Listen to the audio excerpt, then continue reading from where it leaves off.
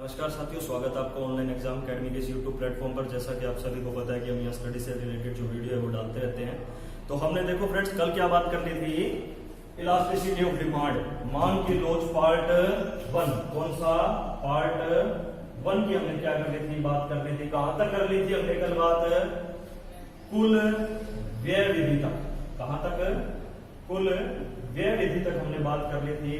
ये विधि किसने दी थी, डॉक्टर मार्शल जी ने दी थी। डॉक्टर मार्शल जी ने दी थी।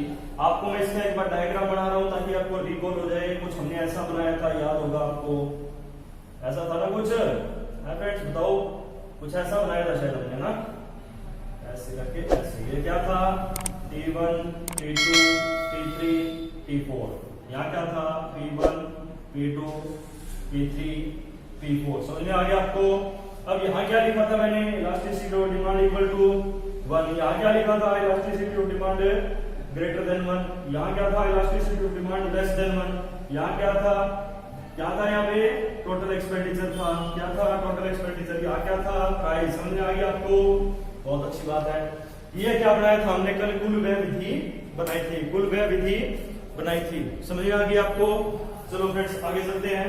आज हम इसका पार्ट 2 शुरू करने वाले हैं। पार्ट 2 के अंदर हम क्या करेंगे, पार्ट जो 2 है उसके अंदर जो हम करने वाले हैं वो है आज अनुपातिक विधि या बिंदु लोच विधि या अनुपातिक विधि। बिंदु लोच विधि या अनुपातिक विधि। कौन सी विधि, बिंदु लोच विधि। समझ में आ गया आपको, बिंदु लोच विधि या अनुपातिक विधि। समझ में आ गया आपको। अब इसके अंदर आपको क्या करना है, आपको सबसे पहले एक फार्मूला ध्यान रखना है। कौन सा फार्मूला ध्यान रखना है, वो ऐसे, इलास्टिसिटी ऑफ डिमांड बिंदु लोच विधि है, ठीक है। इसके अंदर क्या करना है, एक फार्मूला ध्यान रखना है। और फार्मूला क्या है, नीचे वाले भाग को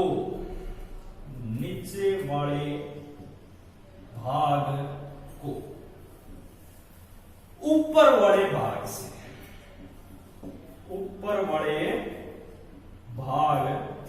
समझ में आ गया आपको, ऊपर वाले भाग से। अब क्या हो गया, आपकी विधि यहां पूरी हो जाती है। बच्चे सोच रहे होंगे सर ये क्या है, अब देखो क्या है। इसकी डेफिनेशन लिखते हैं। डेफिनेशन क्या बनेगी कि बिंदु लोच विधि वह विधि है, बिंदु लोच विधि वह विधि है जिसमें जिस बिंदु की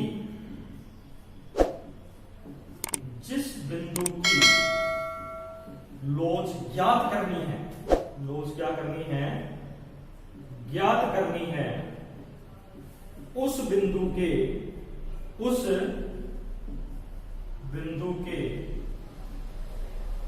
नीचे वाले भाग को ऊपर वाले भाग से क्या कर दिया जाता है, भाग कर दिया जाता है। क्या कर दिया जाता है, डिवाइड कर दिया जाता है। समझ में आ गया आपको, डिवाइड नहीं है, ये क्या है, डिवाइड। अब मैंने आपसे क्या कहा कि बिंदु लोच विधि वह विधि है जिस बिंदु की लोच ज्ञात करनी है, उस बिंदु के नीचे वाले भाग को उस बिंदु के ऊपर वाले भाग से भाग कर दिया जाता है। लिखो फटाफट डेफिनेशन लिखो।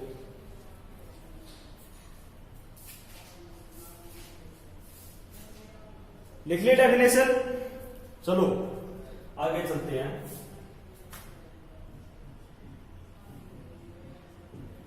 इस विधि का एक और नाम है, वो क्या है, ग्राफिक विधि नाम है। डेफिनेशन रब कर दो है, क्योंकि आपको तो ये काम आने वाला है। डेफिनेशन लिख ली होगी। चलो डेफिनेशन मिटा देते हैं। देखो अब हम क्या करते हैं, इसको डायग्राम से समझते हैं। याद कर लेना 6 मार्क्स में आता है। अब देखो हमने क्या करते हैं, ऐसा करते हैं, ये बना लिया, समझ में आ गई। ऐसे लाइन खींचो, कैसी। अब ये क्या है, P है और ये क्या है, N है, क्या कुछ नहीं। अब ये पॉइंट क्या है, R। अब क्या करना है, R की लोच निकालनी है। कैसे निकालोगे, R के नीचे क्या होगा, मान लो कि ये लाइन कितनी है, 10 सेंटीमीटर की है। समझ में आ गया आपको। अब R की लोच ज्ञात करनी है तो नीचे वाला भाग क्या हुआ, R1 RN हुआ, और ऊपर वाला भाग क्या हुआ, RP हुआ, RP हुआ। तो ये कितना हो गया, 5, और ये भी 5, 5/5 कितना आ गया, 1 आ गया। यानी कि इलास्टिसिटी ऑफ डिमांड यहां क्या हो जाएगी, 1 हो जाएगी। समझ में आ गया आपको। अब मान लो यहां कोई पॉइंट ले लिया S। अब S की निकालनी है तो S का नीचे वाला भाग क्या हुआ, S/N, ऊपर वाला भाग क्या हुआ, S/P। आप देखो इसका वादा कर दिया तो 2.5 हो गया, नीचे ऊपर क्या बच गया, 7.5। जब आप इसको काटोगे तो 1 से क्या आएगा, कम आएगा, 1 से कम आएगा। समझ में आ गया आपको। तो इलास्टिसिटी ऑफ डिमांड यहां क्या हो जाती है, लेस देन। समझ में आ गया आपको। Elasticity of demand less than 1। फटाफट देखो इसको आप, समझ में आ रही है आपको, ठीक है। अब मान लो कोई हमारे को कहता है कि n पॉइंट की निकाल के बताओ, हम n की निकाल देंगे।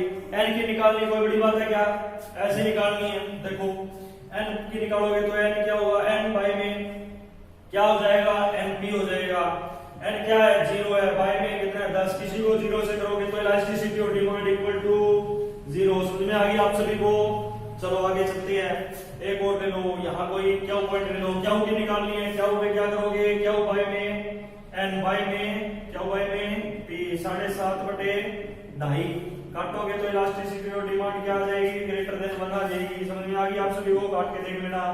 अब मान लो P पॉइंट पे कोई कहता है कि P पे भी निकाल के दिखो, हम P पे भी निकाल देंगे। P पे क्या आएगा, Pn बाय में P। अब मान लो Pn क्या हो गया, 10 हो गया, और यहाँ P पे क्या है, 0। किसी को 0 से डिवाइड करोगे तो क्या आता है, इनफिनिटी आता है। तो elasticity of demand equal to infinity. ये क्या हो गई आपकी बिंदु लोच विधि या ग्राफिक विधि हो गई। एक बार फिर से समझ लेंगे, नीचे वाले भाग को ऊपर वाले भाग से भाग कर देना है, यही आपकी डेफिनेशन बनेगी। ये फार्मूला अगर नहीं लिखोगे तो पेपर में नंबर नहीं मिलेंगे। डेफिनेशन क्या बनी, बिंदु लोच विधि वह विधि होती है जिस विधि में जिस बिंदु की लोच ज्ञात करनी होती है उस बिंदु के नीचे वाले भाग को ऊपर वाले भाग से भाग कर दिया जाता है। समझ में आ गया आप सभी को। चलो नोट कर लिया सभी ने, करना है, कर लिया ना। चलो आगे चलते हैं। अब अगली जो विधि है ये किसकी चल रही है, मांग की कीमत लोच को मापने की विधियां चल रही है। समझ में आ गई, हाँ और बचाना बीच में नहीं हो, ऐसे लिखते हो सारे। समझ में आ गई आपको। चलो आगे चलते हैं। अगली विधि क्या है, अनुपातिक विधि। तीसरी विधि है अनुपातिक विधि। अनुपातिक विधि ध्यान होगा, इलास्टिसिटी ऑफ डिमांड का मैंने क्या कराया था, एक फार्मूला बताया था, लिखो फटाफट वहां पे। एडी माइनस का साइन बताया था कि नहीं बताया था, कुल व्यय विधि में बताया था ना। लिखो, क्या लिखोगे, वस्तु की मांग में होने वाला प्रतिशत परिवर्तन। समझ में आ गया आपको। नीचे क्या लिखोगे, वस्तु की कीमत में होने वाला प्रतिशत परिवर्तन। ये जब तक नहीं लिखोगे नंबर नहीं मिलेंगे। डेफिनेशन लिखो,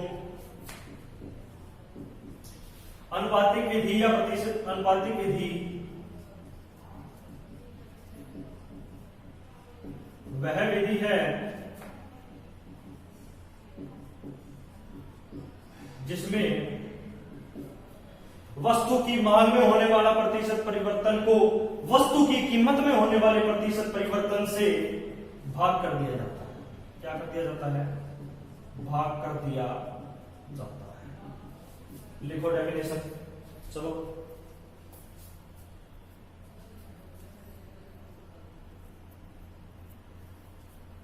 देख लिया सभी बच्चों ने। चलो आगे देखते हैं। अब क्या होगा, आपने देखा कि मैंने माइनस का साइन लगाया। फिर सबसे पहले हम क्या करेंगे, इसको किस में लिखेंगे, मैथमेटिक्स की फॉर्म में। मैथमेटिक्स वाले बच्चों को आता होगा कैसे लिखना है, इलास्टिसिटी ऑफ डिमांड माइनस का साइन। वस्तु की मांग में होने वाले प्रतिशत परिवर्तन को कैसे लिखते हैं? चेंज क्यू बटे क्यू गुणा 100।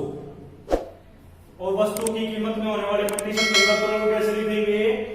चेंज पी बाय पी गुणा 100। 100 से 100 क्या हो गया? कैंसिल हो गया। समझ में आ गया आपको?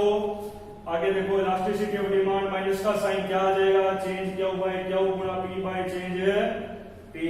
अब आप सभी को पता होगा कि ये चेंज पी चेंज क्यू क्या है, बताते हैं। देखो क्या होता है? Change Q, Q one minus Q. Q one क्या है? नई मांग। क्या है? नई मांग। ये क्या है? पुरानी मांग। समझ में आ गई आपको? ऐसे ही चेंज पी है, पी वन माइनस पी। ये क्या है? नई कीमत। ये क्या है? नई कीमत। ये क्या है? पुरानी कीमत। समझ में आ गई? अब इसको सोल्व करें। चलो एक एग्जांपल ले लेते हैं। समझ में आ गई? इसको रब कर दूं, यहां से करके लेफ्ट से रब कर देते हैं। समझ में आ गया आपको? इसको लिख देते हैं, यहां लिख देता हूं, ठीक है?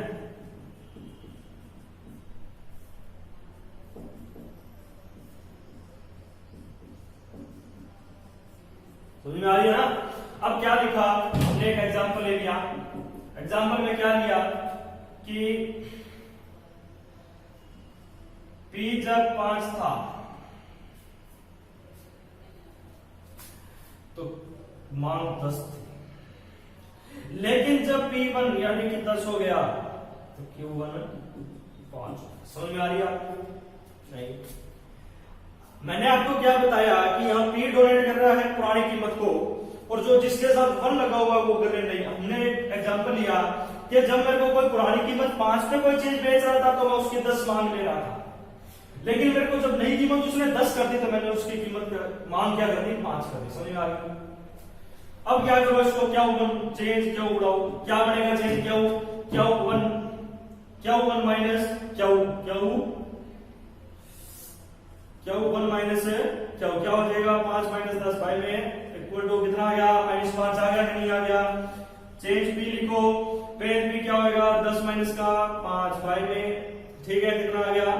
5 आ गया। ये आ गया, ये माइनस का साइन समझ में आ गई? इसके बाद अब क्या करो? इस चीज को इस फार्मूले में पुट करो। कितनी आई? इलास्टिसिटी ऑफ डिमांड माइनस का साइन क्या लिखेंगे? चेंज क्यू, चेंज क्यू कितना आया? -5 आया। समझ में आ गई? बाय में क्यू, क्यू कितना था? 10 था। मल्टीप्लाई करो। चेंज पी कितना है? पी लिखना है ना, तो पी कितना है? 5 है। और चेंज पी कितना आया है? चेंज पी अभी आपका 5 आया है। समझ में आ गई आपको? ये काट दो इसको, ये कट गए। 5 के 5, 5 वाली 10, माइनस से माइनस कैंसिल। अब समझ में आया? मैं उस समय से माइनस को लगवा रहा था, तो आपकी elasticity of demand equal to 1/2। ये हो गई आपकी अनुपातिक विधि। समझ में आ गई आप सभी को? है? चलो आगे चलेंगे, दोबारा समझाओ। आगे ना? चलो अब क्या करना है? अब इस चैप्टर का बस एंड करेंगे। इस चैप्टर के एंड में क्या है कि मांग की लॉस को प्रभावित करने वाले तत्व करेंगे। मांग की लॉस को प्रभावित करने वाले तत्व करेंगे। ये जीव जल्दी तो नहीं है ना? मांग की लॉस को प्रभावित करने वाले तत्व, मांग की लॉस को प्रभावित करने वाले तत्व। समझ में आ गई? अब क्या है? तत्व करने से पहले एक बात ध्यान रखेंगे कि अगर प्राइस ऊपर जाता है डिमांड नीचे हो जाए, या प्राइस नीचे आता है डिमांड ऊपर हो जाए, तो वो मांग क्या है? लोचदार है। लेकिन प्राइस ऊपर नीचे डिमांड पर कोई फर्क नहीं, तो मांग क्या है? बेलोचदार है। क्या है? बेलोचदार। ये याद रखना। अगर ये याद नहीं है तो तत्व भी याद नहीं होंगे। चलो शुरू करते हैं। समझ में आ गई? पहला तत्व समझ में आ गई? पहला तत्व वस्तु की कीमत।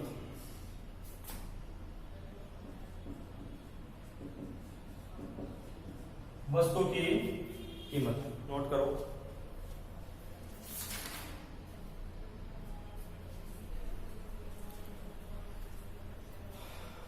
ये गड़बड़ होगी थोड़ी सी। यहाँ ऐसा करो आप, वस्तु की कीमत नहीं, ये करो वस्तु की प्रकृति, ये अच्छा लगता है, कीमत अच्छा लगता है ना। वस्तु की प्रकृति। अब प्रकृति का मतलब क्या हुआ, पहले हम क्या करते हैं, सारे फटाफट पॉइंट लिख देता हूं आपको, फिर समझाते हैं, ठीक है। संबंधित वस्तुओं की उपलब्धि, संबंधित वस्तुओं की उपलब्धि। तीसरा क्या है, कीमत स्तर, उपभोक्ता की आय।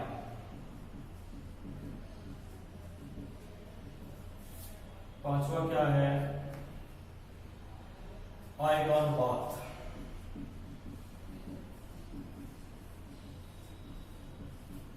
छठा क्या है, उपभोक्ता की आदत।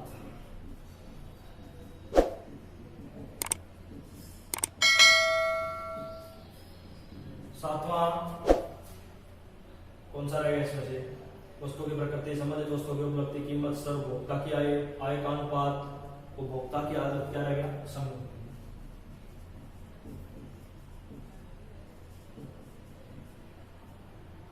ठीक है, ये लिखो।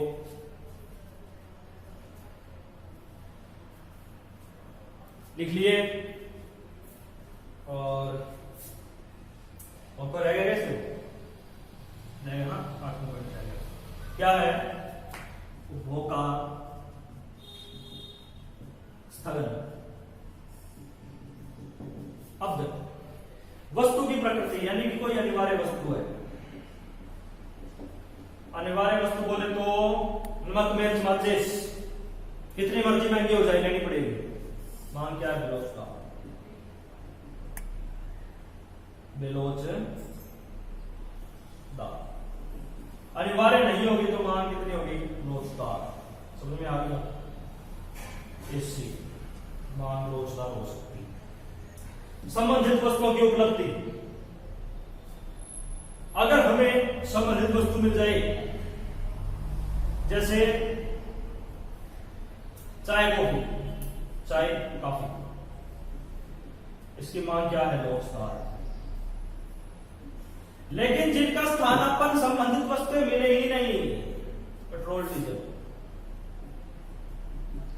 पेट्रोल, मांग क्या होगी, बेलोचदार।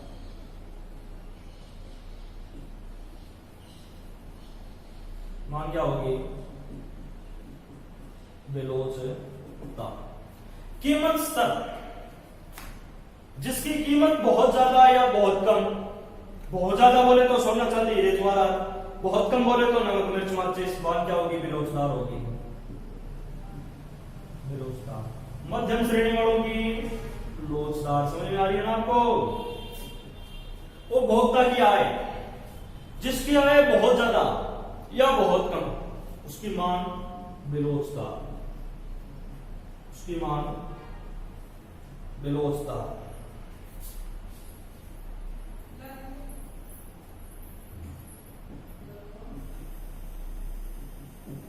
लेकिन मध्यम श्रेणी आय वालों की मांग लोचदार।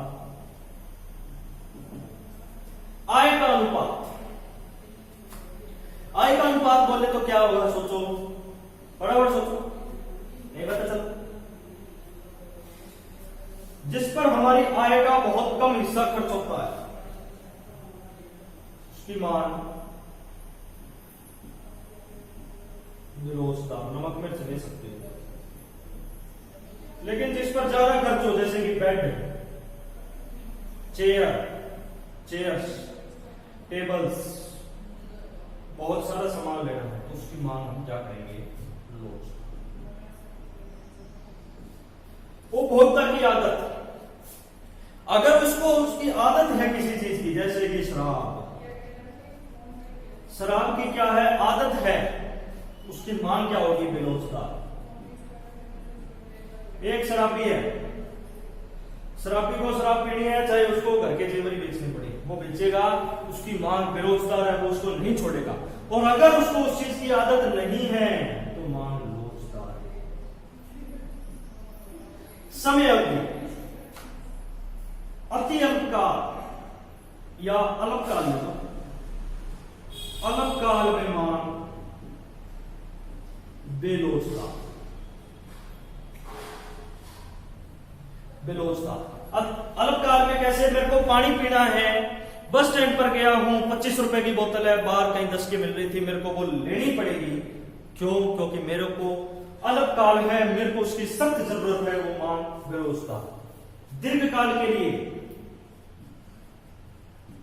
मान लोचता। प्यास नहीं है, पानी की बोतल 50 रुपए की दे रहा है, नहीं लूंगा, बाहर जाके ले सकता हूं। उपभोग का स्थगन, आप सोचो क्या होगा? उपभोग का स्थगन सोचो क्या होगा? आ गया समझ में? इतना आ गया ना? अब भोग का स्थगन क्या है कि जिन वस्तुओं को भविष्य के लिए टाला जा सकता है, भविष्य के लिए टाला जा सकता है, उसकी मांग क्या होगी? लोचता। उसकी मांग क्या होगी? लोचता। लेकिन अब जिसको भविष्य के लिए टाला नहीं जा सकता, उसकी मांग बेलोचता। समझ में आ गया आपसे? तो ये सारे जो पॉइंट थे कि मांग के रोज को प्रभावित करने वाले तत्व कौन से हैं कि वस्तु की प्रकृति, संबंधित वस्तुओं की उपलब्धि, कीमत स्तर, भोक्ता की आय का अनुपात, उपभोक्ता की आदत, समय अवधि और उपभोग का स्थगन। सो फ्रेंड्स, हमने इसका पार्ट 2 है उसका एंड कर दिया है। आई होप ये वीडियो आपको बहुत अच्छे से पसंद आया होगा। आप इस वीडियो को बार बार देखिए जिससे आपको ये चैप्टर पूरा याद हो जाए। पार्ट 1 में डाल चुका हूं, पार्ट 1 का लिंक मैं इस डिस्क्रिप्शन के अंदर इसके अंदर डाल दूंगा। जिसने वो पार्ट 1 नहीं देखा होगा वो जाकर देख लेगा। आप इस चैप्टर को 2 बार देख लीजिए। मार्च तक कहता हूं भैया दोबारा देखने की जरूरत नहीं पड़ेगी। समझ में आ गया आप सभी? जो मैंने आपको आज 2 विधि कराई वो 6 नंबर की है। कल भी एक कराई थी कुल विधि, वो तो बहुत ही इंपॉर्टेंट है, इन 2 से भी ज्यादा इंपॉर्टेंट है, वो आती है पेपर में, एक ना एक सेट में जरूर आएगी 6 नंबर में। समझ में आ गया आपको? तो इस वीडियो को बार बार देखिए और अगर आपको ये वीडियो पसंद आती है तो लाइक कमेंट शेयर कीजिए और चैनल को सब्सक्राइब कीजिए और पास वाले बेल आइकन को दबा लीजिए और ज्यादा से ज्यादा बच्चे इसको शेयर कीजिए और इस वीडियो को बार बार देखिए ताकि आपको ये चैप्टर अच्छे से याद हो जाए। धन्यवाद। जय हिंद, जय भारत।